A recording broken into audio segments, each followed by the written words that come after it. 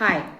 அப்பா இறந்து 3 மாத காலங்கள் ஆயிடுச்சு. அதுக்கப்புறம் அப்பாவோட ரூமில் போயிட்டு அறையெல்லாம் சுத்தம் பண்ணும் பொழுது ஒரு லேப்டாப் இருந்தது. அந்த லேப்டாப்பை ஓப்பன் பண்ணால் அதில் ஒரு பாஸ்வேர்ட் போட்டு லாக் பண்ணி வச்சுருந்தார்.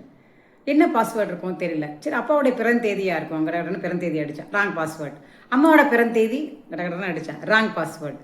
அம்மா அப்பாவோட கல்யாண தேதி கடகடன்னு ராங் பாஸ்வேர்டு.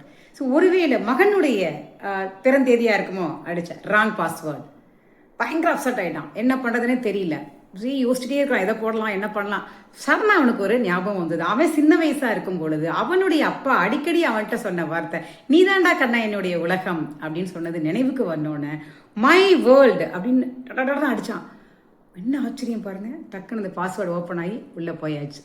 உள்ளே போனால் ஒரு new folder, open only after ஆம் கான் அப்படின்னு இருந்துச்சு. ஓப்பன் பண்ணுனா ஆர்வம், என்ன வச்சிருக்காரு அப்பா பார்க்கலான்னு ஓப்பன் பண்ணா அதில் ஆயிரக்கணக்கான ஃபோட்டோஸ் இல்லை, சொத்து பத்தினுடைய விவரங்கள் இல்லை, ஒரே ஒரு வாசகம் மட்டும் அதில் இருந்துச்சு. என்னன்னு பார்த்தீங்கன்னா, என்னுடைய வாழ்க்கையில் நான் என்றுமே மறக்க விரும்பாத பாஸ்வேர்டு நீதாண்டா அப்படின்னு சொல்லி அதில் இருந்தது. அதை பார்த்தோன்னே பையனுக்கு அப்படியே கடகடன்னு கண்ணில் தண்ணி வந்துடுச்சு.